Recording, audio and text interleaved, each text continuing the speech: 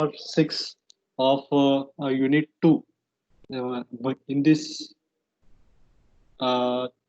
chapter or in this unit, we are going to learn the how to design the design but steel connections. How to design the steel connection. So this is the outline of the today's lecture.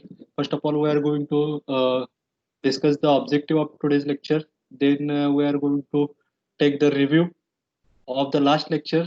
Then we are going to conduct the lecture afterward, if possible. If we have time, then we are going to conduct the quiz. Then we will conduct the question answer session, and the last one, the assignment. The note for the today's lecture: the participation in activities during the lecture will be considered as your attendance. So objective of today's lecture is the analysis and design of the bolted connection for a given situation. So this is our today's lecture objective. So with the let's move forward. That is the next slide. A review of the last lecture. So in last lecture, we have learned the type of the bolt. Okay, basically, again, I want to share my desktop.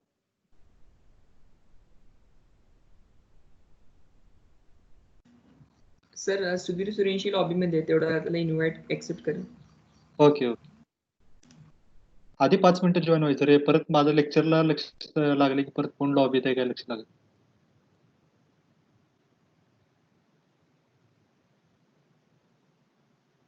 Okay, now we are going to discuss about the what is the type of bolt.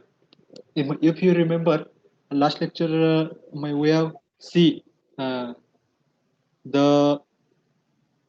types of the bolt. But before starting the type of bolt, we discuss the component of the bolt. So this is the bolt. As we see, the bolt structure is like this. Okay. The head part of bolt is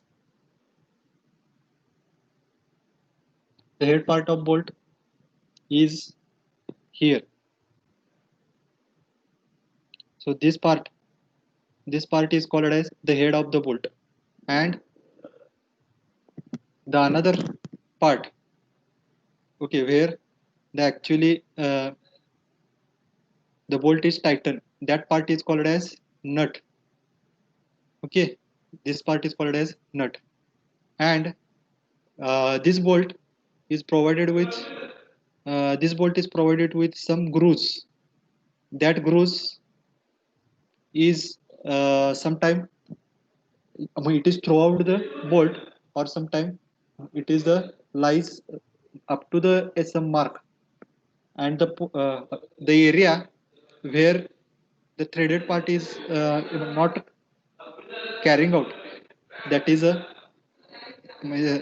this part of the bolt is called as Shank. shank, right? Absolutely right. And suppose we have to measure. Now we are discussing the type of bolt. Basically, bolts are divided into two types. The first one is a black bolt, and the second one is a Strength bolt. high strength bolt or frictional bolt. So these are the two basic types of the bolt. Then we are discuss the joint type of the joint. Anybody remember the what are the type of the joint? Lap joint. Lap joint and butt Lap joint. joint. Okay. Lap joint. Lap joint and butt joint. Here I am going to draw a diagram. You have to type the name of that diagram in the chat box. That's why I will be clear that what you understood. So suppose these are the two plates are connected face to face, and the other plates are connected to the side of plate, and this type of joint is called as, type in the chat box.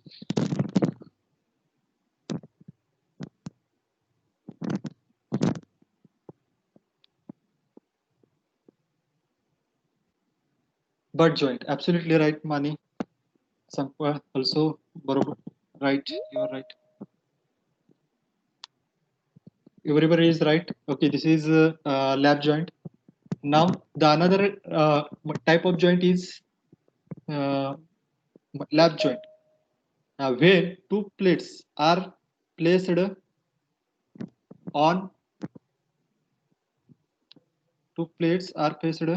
on uh, each other, then such type of joint is called as lap joint. Okay, like this. Suppose two plates are placed on each other, then this type of joint is called as lap joint, right? Then we have discussed the type of the failure. There are basically how many types of the failure? Three. Three types. Three The the first one, Shear failure. shear failure. In shear failure, there are two types again: Single share. Single shear, double shear. single shear and double shear. And the second type of failure is Tension failure. Tension failure. tension failure is the last failure, but Bearing failure. bearing failure. Okay, in bearing failure, the which component of joint is failed, plate or bolt? Okay, plates are failed. Okay, in tension failure and in the shearing failure, the bolts are failed, but in the bearing failure, the plates are failed before the failure of the bolt, right? These are the two types.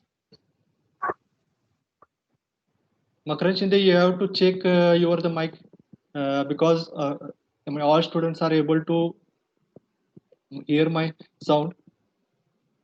Okay, is there any issue regarding the sound? Let me clear. No, sir. No, Okay. sir. जर काय असेल तर म्हणजे आता सांगा, अजून पुढे जायचं आहे आपण, मागच्याच लेक्चरचं रिव्ह्यू घ्यायला. नाही ना? Okay. Nahi. Okay, then move forward. That is the then we have discussed the various definition regarding the bolted connection.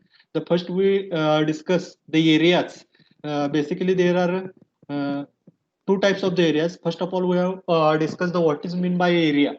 The area means the where the actually force is acted. That part of connection is called as area, and the area is divided into two types: gross area and the net area. If we see the diagram of the bolt is made like this. Here are some group arc, and afterward a shank area is provided.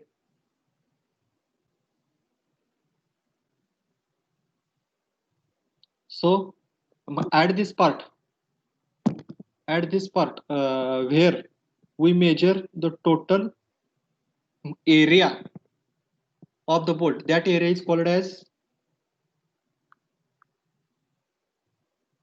gross area. Okay, it is denoted by letter capital A to the base small g, and the where we measure screen दिसत नाही. Screen दिसत नाही का?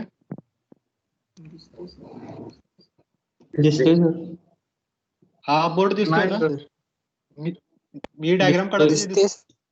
हो sir. आता PPT open आहे. Okay, please check your connectivity, sir.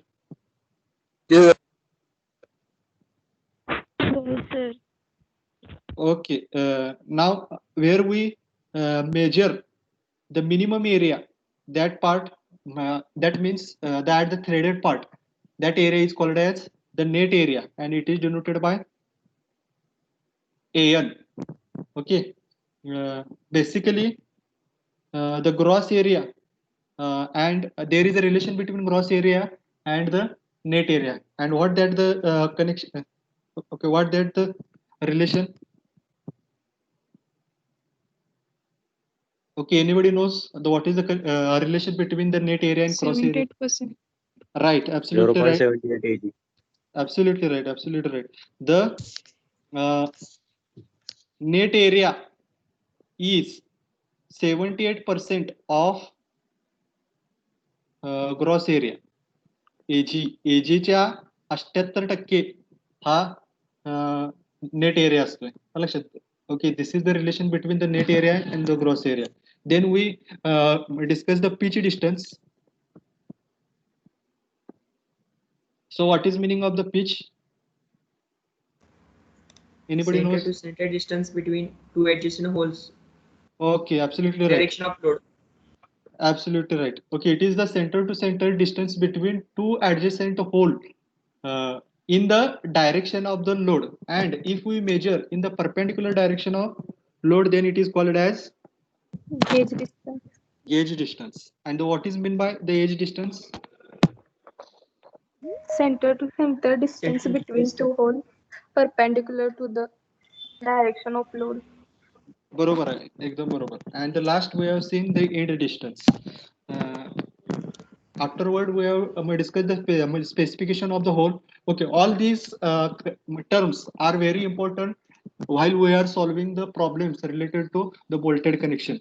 So what is the specification of the bolt hole? Okay, there is the three criteria. In first part, if the diameter of bolt is lies between 12 to 14 mm, then diameter of hole is diameter of bolt plus 1 mm, One. right? And if diameter of bolt is lies between 15 to 24 mm, then diameter of hole is diameter of Diameter bolt of bolt plus Plus 2 mm. 2. And if diameter of bolt is above greater than 25 mm, then diameter of bolt is Plus 3 mm. diameter of bolt plus 3 mm. bolt plus 3 mm. 3. Now at the last we miss a how to calculate the gauge distance and the pitch distance. Okay,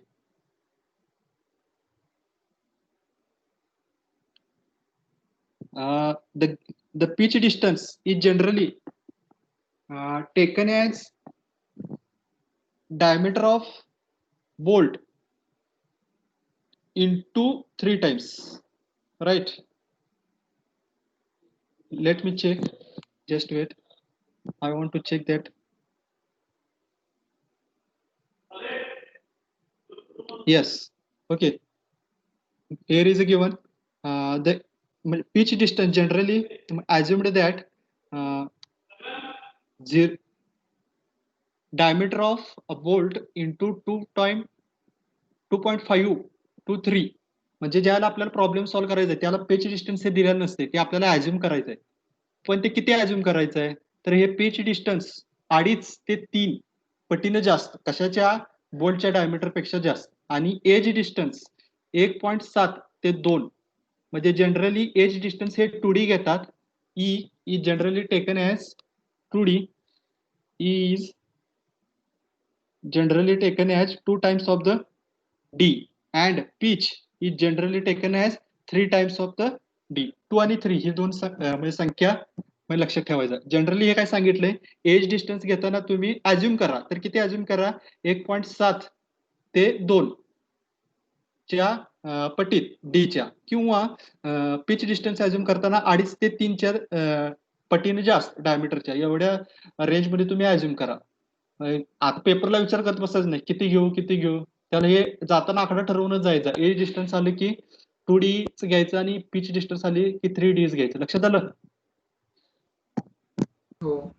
okay, आता काय काय प्रत्येकाचं assumption वेगळं असू शकते. म्हणजे काही काही विद्यार्थी 1.7 D घेऊन म्हणजे प्रॉब्लेम सॉल्व्ह करतील, काही काही विद्यार्थी पिच डिस्टन्स घेताना 2.5 D घेऊन प्रॉब्लेम सॉल्व्ह करतील. दोघांचं उत्तर वेगळे वेगळं असेल, पण डिझाईन हे डिझाईन प्रोसिजर आहे हे सगळ्यांच्यासाठी सेम असणार आहे. अलग लक्षात, म्हणजे डिझाईन करताना एकच घर आहे, म्हणजे फॉर एक्झाम्पल सांगतो तुम्हाला, एकच घर आहे, ते डिझाईन करायला तुम्ही 3-4 डिझायनरकडे दिला, प्रत्येक डिझायनरचं डिझाईन हे सेम नसते. काही काही डिझायनर 12 mm चा बार वापरतील, काही काही डिझायनर 10 mm चा बार वापरतील. लक्षात आलं का? Okay, it depends on the or it may be changes while changing the designer. म्हणजे प्रत्येकाचं पॉइंट ऑफ व्ह्यू त्या बिल्डिंगकडे बघण्याचा वेगळा वेगळा असू शकतोय, तो एकदम मायनर फरक असतोय.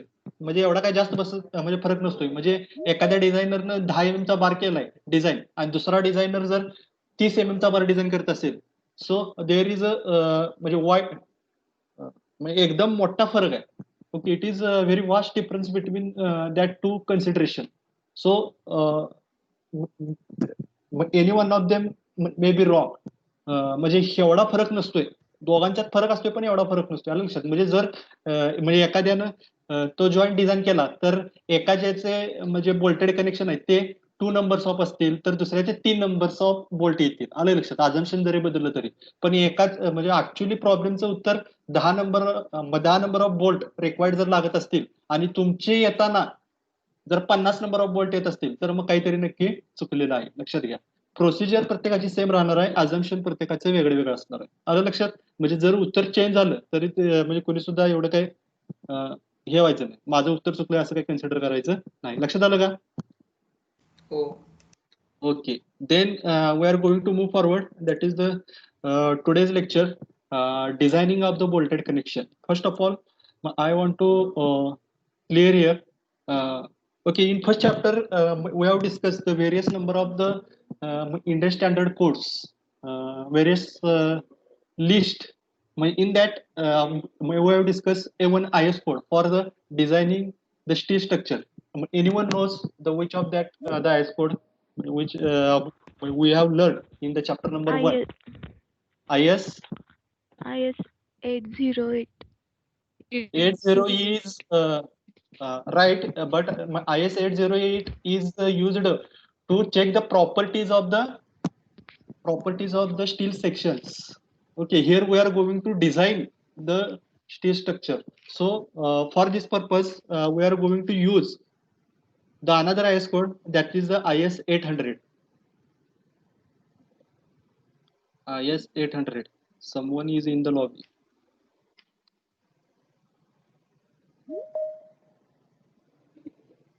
IS code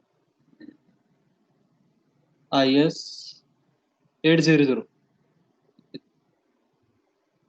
IS 800 is used to design the steel section, steel connection or steel structure.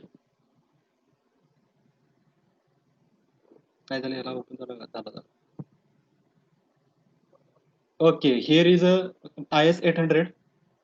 Here we can see that the name of the IS code, General Construction Steel Code of Practice. Okay, that is the name of the IS code. And today we are going to learn the connection, how to design the connection. So we have to find the chapter in the index that is the regarding the steel connection. So here is the section number 10, connection. Okay. Okay, all these concepts are given in the IS code. So I prefer to learn the IS code instead of the referring the any textbook or any reference book. The all things are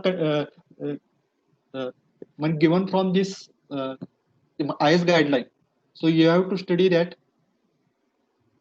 The first म्हणजे पहिल्यांदा structure design करायच्या आधी मी पहिल्या लेक्चरला पण सांगितलेलं, कुठले structure design करताना आपण पहिल्यांदा बघतोय ती त्या स्ट्रक्चरची सेफ्टी बघतोय, बरोबर आहे. सेफ्टी जर आपल्याला बघायची असेल तर त्या स्ट्रक्चरवरती कोणत्या कोणत्या प्रकारचे लोड येतात ते आपल्याला बघायला पाहिजे. मग ज्या वेळेला आपण बोल्टेड कनेक्शन डिझाईन करतोय त्यावेळेला हे बोल्ट कशा प्रकारे फेल होऊ शकते हे आपण बघितलं. कशा प्रकारे बोल्ट फेल होऊ शकते, तर पहिला क्रायटेरिया होता आपला कशामुळे फेल होऊ शकते बोल्ट.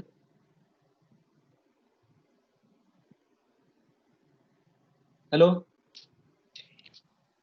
शेअर फेल्युअर मुळे होऊ शकते. म्हणजे हे 3 क्रायटेरिया तुम्हाला माहिती आहेत. बोल्ट फेल झालं तर एकतर शेअर मुळे फेल होणार, किंवा बोल्ट फेल झालं तर एकतर बेरिंग मुळे फेल होणार, किंवा टेन्शन मुळे फेल होणार. मग त्यासाठी बरोबर आहे का, मग त्यासाठी शिअर फोर्स किती येतोय हे तुम्हाला पहिल्यांदा फाइंड आउट करायला पाहिजे. बरोबर आहे का, टेन्शन फोर्स किती येतो हे फाइंड आउट केलं पाहिजे. आणि समजा बरं डिझायनिंगचं म्हणजे कसं डिझाईन करायचं हे नंतर बघू, पहिल्यांदा क्रायटेरिया बघू. मग लक्षात आलं, बोल्टेड कनेक्शन डिझाईन करतोय म्हणजे आपण दुसरं तिसरं काही करणार नाही, तर ब्रॉडली विचार केला तर पहिल्यांदा आपण 3 फोर्स काढणार आहे. म्हणजे त्या बोल्ट कनेक्शन वरती शिअर फोर्स किती ऍक्ट होणार, त्याच्यावरती बिअरिंग फोर्स किती ऍक्ट होणार, आणि तिसरा म्हणजे टेन्शन फोर्स किती ऍक्ट होणार. आलं लक्षात. मग पहिल्यांदा आपण शिअर फोर्सचा क्रायटेरिया बघूया. तर आता ह्या कनेक्शन मध्ये या चॅप्टर मध्ये म्हणजे पान नंबर 33 वरती आपण जाऊया.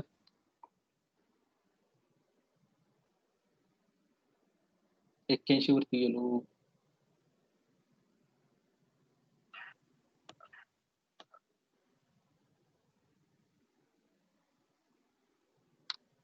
So here is a chapter number 7.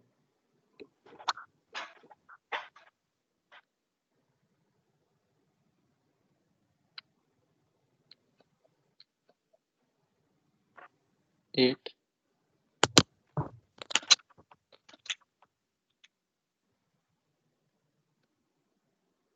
Ten. Here is a 10. Chapter number 10. हा, तर आपल्याला काढायचं आहे आता शेअर फेल्युअर काढायचं आहे. मग शेअर फेल्युअर आयएस कोड प्रमाणे काय सांगते. हा, तर इथं आलं बघा. ठीक आहे, आयएस कोड दिसतोय ना सगळ्यांना. हो. हा, तर आता इथं पॉईंट म्हणजे आयएस कोडचा point number 10.3.3 share capacity of bolt इथं सांगितले. sir. त्या बोल्टची आता आपल्याला शेअर कॅपॅसिटी काढायची. याला काय झालं.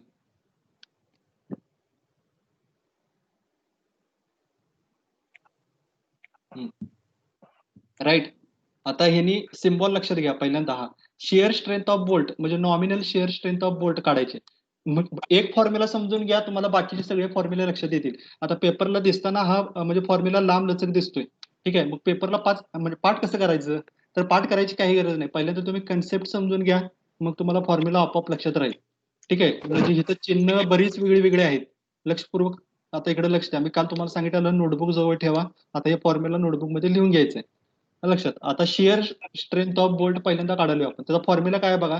VNSB is equal to FU divided by √3 in bracket NN into ANB plus ANS into ASB. आता ह्यो 6 मार्काचा प्रॉब्लेम आहे. हा, लक्षात. मग एवढा लांब लचक फॉर्म्युला लक्षात ठेवणं शक्य आहे का. तर नाही. त्यासाठी पहिल्यांदा तुमची कन्सेप्ट क्लिअर पाहिजे. ठीक आहे, आता हा फॉर्म्युला कसा तयार झाला हे आपण बघूया, म्हणजे जेणेकरून तुम्हाला लक्षात ठेवायला सोपं जाईल. ठीक आहे, पहिल्यांदा मला सांगा स्ट्रेस म्हणजे काय. What is meaning of the stress. Applied force upon cross sectional area. Absolutely right. Stress means applied force divided by cross sectional area. आपल्याला काय काढायचं आहे आता.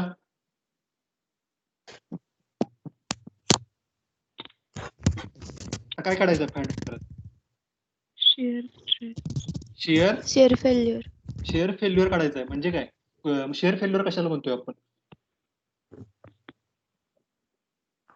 पटपट सांगा.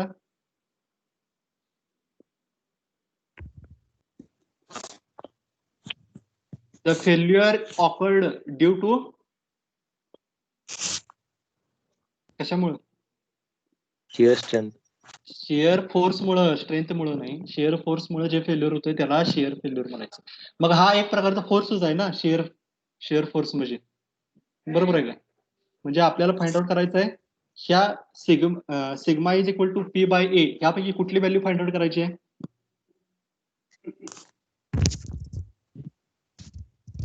कुठली करायची.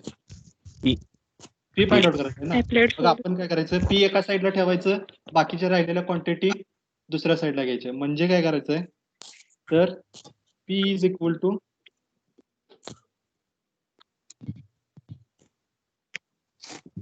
म्हणजे काय करायचं आपल्याला. P is equal to sigma into area. ठीक आहे, हे तर क्लिअर झालं तुमचं. P is equal to sigma into area. हो. ठीक आहे, आता आयएस कोड मधला फॉर्म्युला बघा. VNSB is equal to FU divided by √3 NN into ANB plus AS आणि इंटू ASB. ठीक आहे, आता ह्याच्यावरूनच तो फॉर्म्युला तयार झाला. पहिल्यांदा हा तुम्हाला फॉर्म्युला जर कोणाला समजत नसेल तर आत्ताच सांगा, अजून पुढे जायच्या आधी आपण.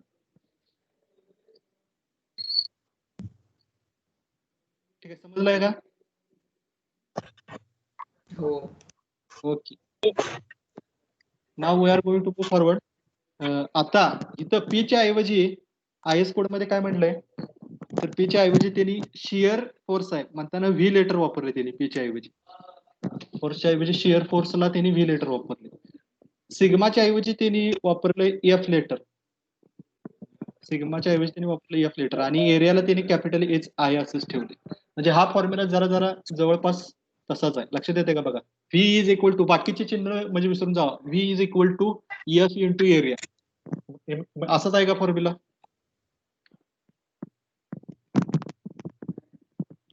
आहे का? अरे लक्षात येते ना मी काय सांगतोय ते? Hello, Yes, sir. समजत नसलं तर सांगा बरं का. Yes, कारण sir. कसं आहे, हे जर समजलं नाही तर परत पुढे प्रॉब्लेम अवघड जाणार. हे थेअरी लक्षात घ्या पहिला, मग परत काय problem काय सोपे जातील. मग परत एकदा बघा, स्ट्रेस म्हणजे काय बघितलं आपण. स्ट्रेस म्हणजे फोर्स डिवाइडेड बाय एरिया. आपल्याला काय काढायचं आहे, शिअर फोर्स काढायचा आहे. म्हणजे फोर्स ही टर्म आपण बाजूला घेतली. P is equal to stress into area. लक्षात आलं का? मग आता P च्या ऐवजी त्यांनी ह्या ठिकाणी लेटर वापरलाय व्ही, बरोबर आहे. आणि स्ट्रेसच्या ऐवजी त्यांनी लेटर वापरलाय एफ आणि एरियाला त्यांनी एरियाच म्हटलेला. ठीक आहे, लक्षात आलं का?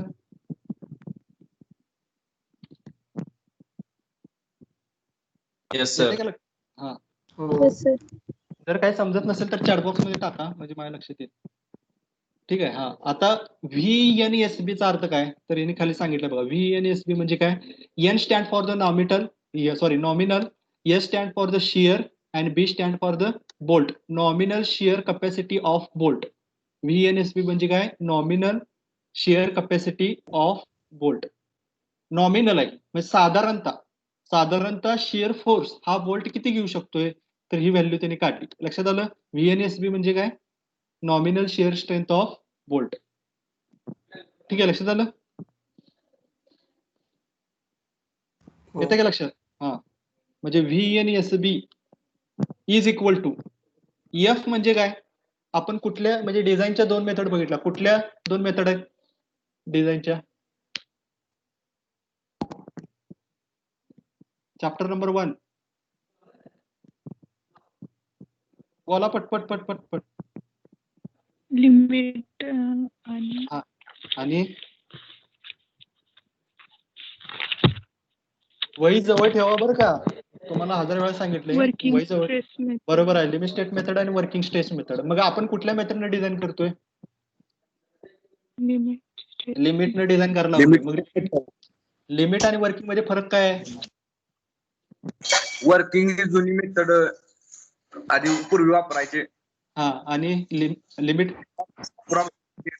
म्हणजे आन्सर जे हा, आणि अल्टिमेट लिमिटला काय आहे? लिमिट मध्ये आपण सेफ्टीचा विचार करून मॅक्सिमम स्ट्रेस कॅरी करतो तर त्या पॉइंटला डिझाईन करतो. बरोबर आहे, हे उत्तर बरोबर आहे.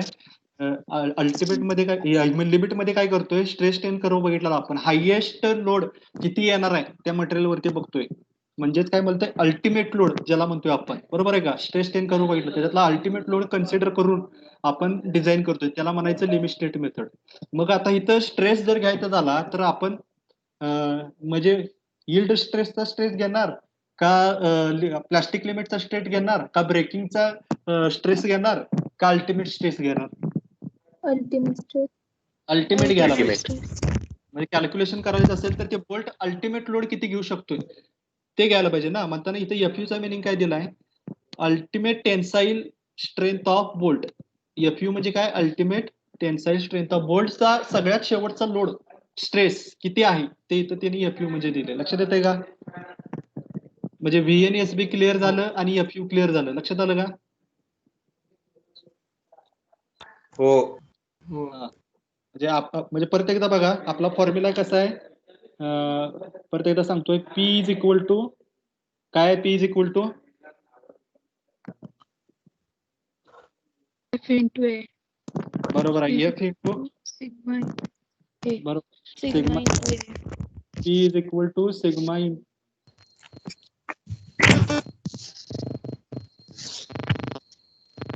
P is equal to sigma into E, बरोबर आहे का? मग P च्या जागी आपण इथं काय घेतलंय? V घेतलंय, V. बरोबर आहे का? V. आणि सिग्माच्या जागी काय घेतलंय? F. F घेतलंय, बरोबर आहे. आता फक्त V आणि F न म्हणता त्याला दुसरं नाव दिलंय. V च्या जागी त्यांनी काय घेतलंय? V stand for shear strength, म्हणजे कुठली? Nominal shear strength of bolt, VNSB, लक्षात येते का? आणि इज इक्वल टू F च्या ऐवजी म्हणजे स्ट्रेसच घेताना त्यांनी स्ट्रेसच घेतलाय, पण कुठला घेतलाय?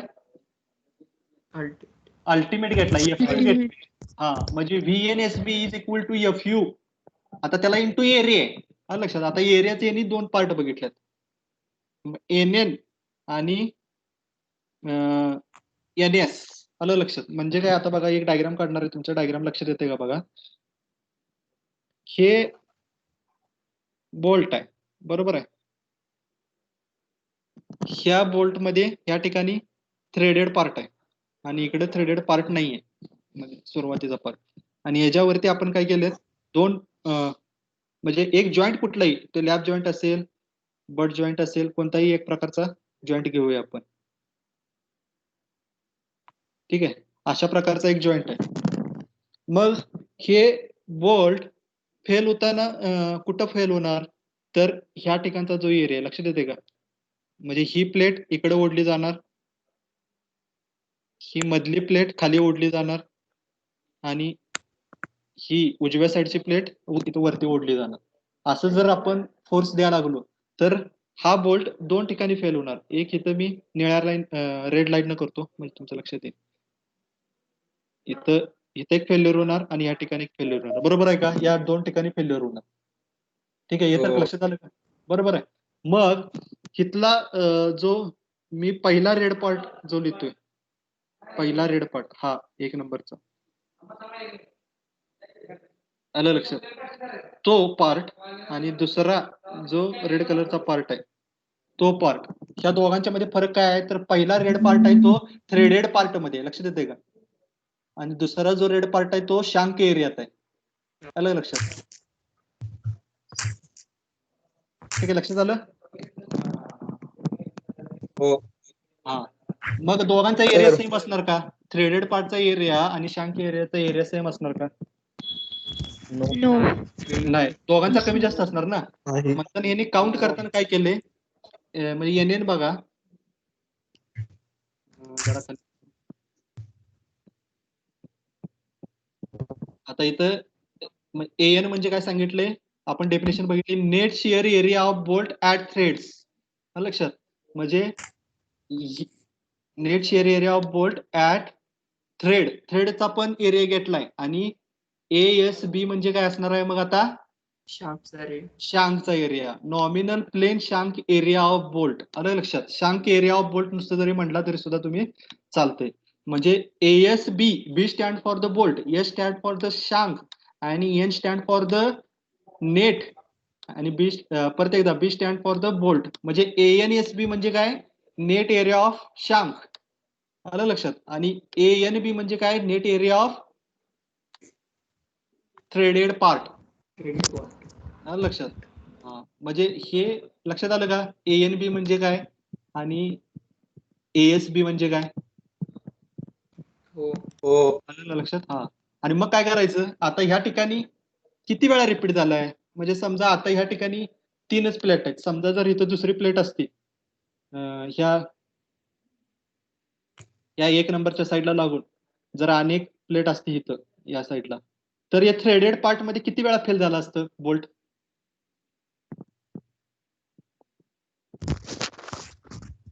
थ्रेडेड पार्ट मध्ये किती वेळा फेल झालं असतं?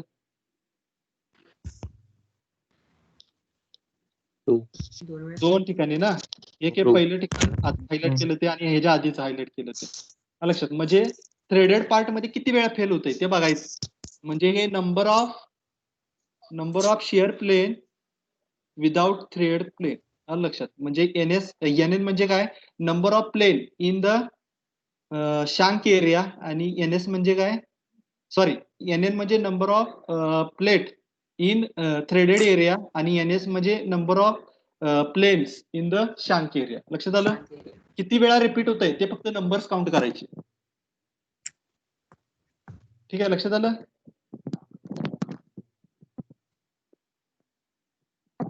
Yes sir. तर आता सर ते सांगा. NN आणि NS परत सांग. समजलं नाही काय? बरं ठीक आहे. आता सांगा, कारण एकदा प्रॉब्लेम चालू झालं की परत हे रिपीट करायला आपल्याला वेळ नाही. आता 10 वेळा सांगत रिपीट करावं लागत असेल तर आपण रिपीट करूया. परत एकदा बघा. आपला फॉर्म्युला तर म्हणजे लक्षात आला तुमचा कसा आलाय तो. म्हणजे पहिला आपण स्ट्रेसचा म्हणजे विचार केला. स्ट्रेस इज इक्वल टू काय? Force divided by area. लक्षात आलं? मग फोर्स म्हणजे काय आपल्याला काढायचं आहे? Force is equal to stress into area. लक्षात आलं? बरोबर आहे. मग पीला आपण काय करायचं आहे? पीच्या ऐवजी त्यांनी काय घेतलंय? शिअर फोर्स घेतलाय. शिअर फोर्स काढायचा आहे म्हणताना पीला त्यांनी रिप्लेस केलं व्ही न, स्ट्रेसला रिप्लेस केलं एफ न, आणि एरिया आहे तसा ठेवला. बरोबर आहे का? आता आपण हे nominal shear strength of bolt काढालोय म्हणताना व्हीच्या बेसला त्यांनी फक्त एन एस बी हे 3 लेटर त्यांनी वाढवलं. म्हणजे VNSB म्हणजे काय? Nominal shear strength of bolt. लक्षात आलं? व्ही ला त्यांनी रिप्लेस केलं VNSB न. लक्षात आलं? आणि स्ट्रेस घेताना अल्टिमेट स्ट्रेस घेतला, फक्त FU ठेवलं त्यांनी, आणि राहिलाय फक्त शेवटचा एरियाचा पार्ट. आता बोल्ट किती ठिकाणी फेल होते हे बघायचं. लक्षात आलं? म्हणजे जर आता आपण एक बोल्ट घेतला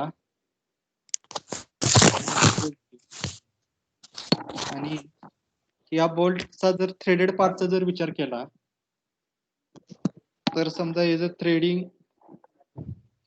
इथपर्यंत आहे असं कन्सिडर करूया, आणि याच्यावरती परत एक आपण एक लॅब जॉईंट देण्यापेक्षा बड जॉईंट दिला की जरा जास्त एरिया कव्हर होतोय. आता बड जॉईंट देऊया.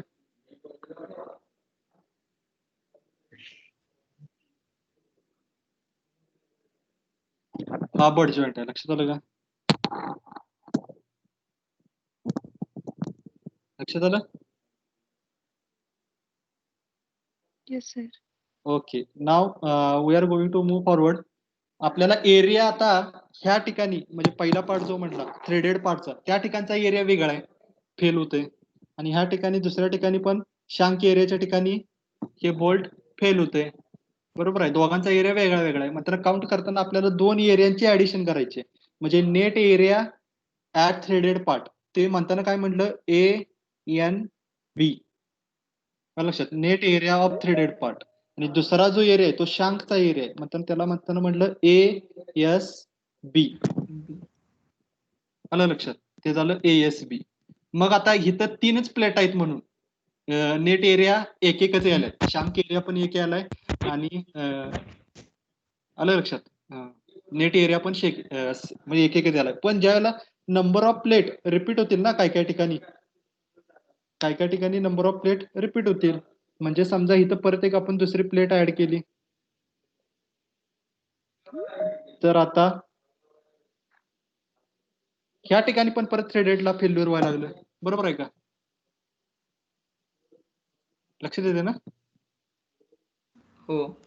येस. म्हणजे ANSB किती वेळा रिपीट झाला? 2 वेळा. 2 वेळा. म्हणताना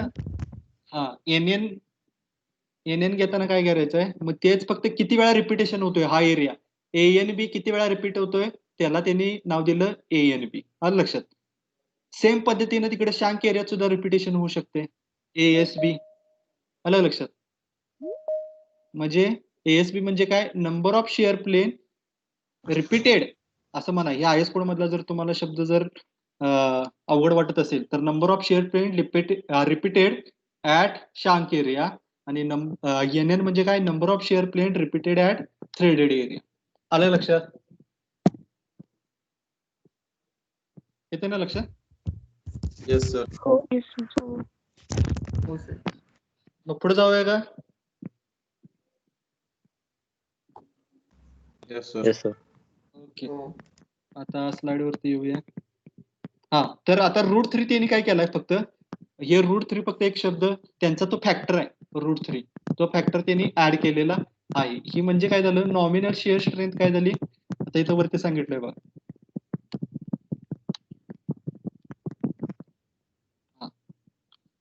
आपल्याला डिझाईन नाही काढली आता आपण, आता फक्त nominal shear strength of bolt काढली, बोल्टची नॉमिनल शिअर स्ट्रेंथ काढली.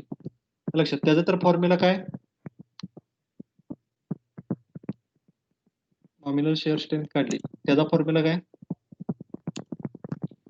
Nominal shear strength VNSB is equal to FUB into NN into ANB plus NS into ASB divided by √3. लक्षात आलं का, ही नॉमिनल झाली.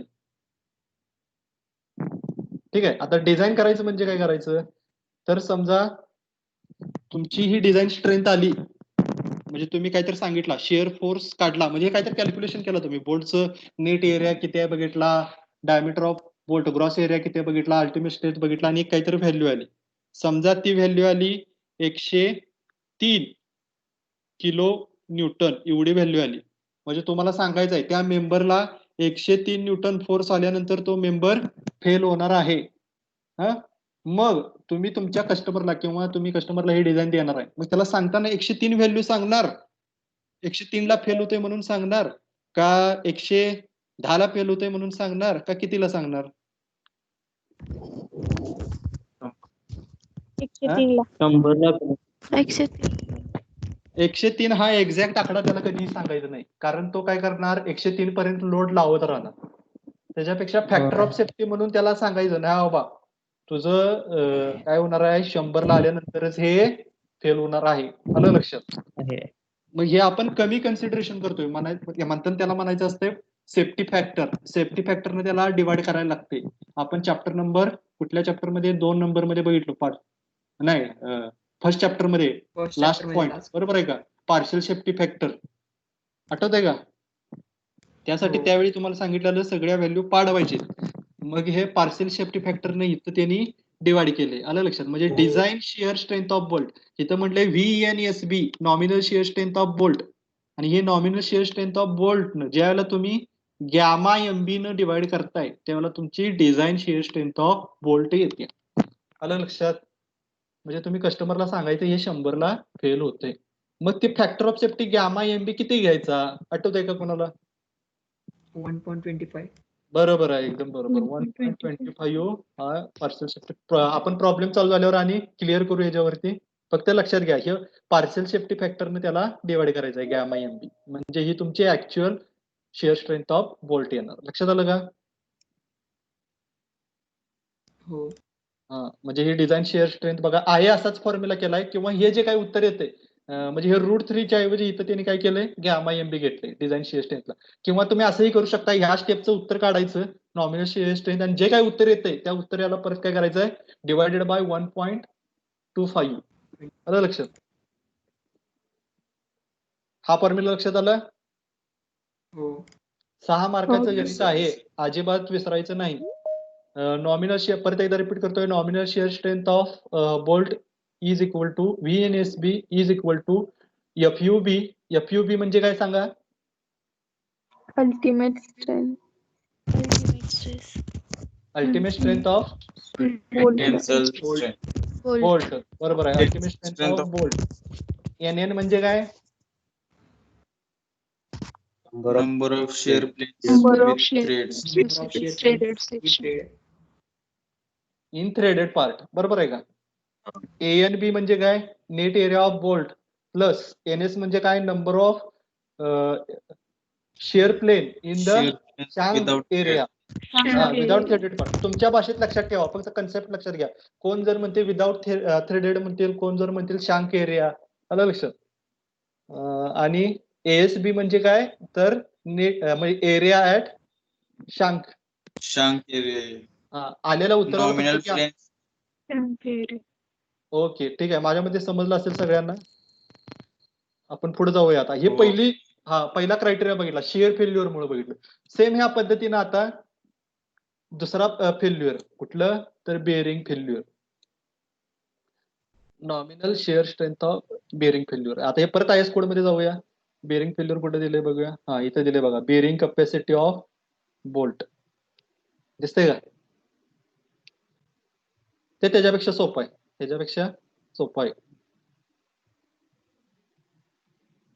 लक्षात येते ना. हो. हा, ओके, काय अडचण असेल तर विचारा, आपण जरा हळूहळू जाऊया. पण हे प्रॉब्लेम महत्वाचा आहे, दरवर्षी प्रॉब्लेम असतोय. 6 मार्काचा फिक्स आहे प्रॉब्लेम, एवढं समजून घ्या. ही थेअरी समजली की परत प्रॉब्लेम टेकर आहेत, पट पट पट पट पट पट सोडवायचं, काय अवघड नाही ते. फक्त एवढा हे कन्सेप्ट समजून घ्या. हा, आता सेम तेच आहेत फॉर्म्युला बघा, तुम्ही बारकाईने बघितला तर इथे दिसते बघा, VNPB. फक्त हे काहीतरी व्हॅल्यू बदलल्यात म्हणतात, तुम्हाला फॉर्म्युला अवघड वाटतात, पण कन्सेप्ट तेच आहे. V is equal to F into area, तोच आहे. आता आता हे काय केलं, हा VNPB चा पहिला मिनिंग बघा. VNPB म्हणजे काय, nominal bearing strength of bolt. N stand for the nominal, P stand for the plate आणि B stand for the bolt. V म्हणजे काय तर फोर्स, एक प्रकारचा फोर्स आहे. V म्हणजे फोर्स. VNPB म्हणजे nominal bearing strength of bolt. Symbol असाच ठेवायचा, VNPB. लक्षात, त्याचा फॉर्म्युला काय, 2.5 इंटू KBD इंटू TFU. लक्षात ठेवताना कसं ठेवायचं, कबड्डी इंटू TPFU. कबड्डी तर लक्षात राहते ना, कबड्डी तर लक्षात राहते का? हा, मग कबड्डी इंटू TPFU. आता हे प्रत्येकाचा मिनिंग बघूया, त्यासाठी परत एकदा आपल्याला बोर्डवरती यायचंय.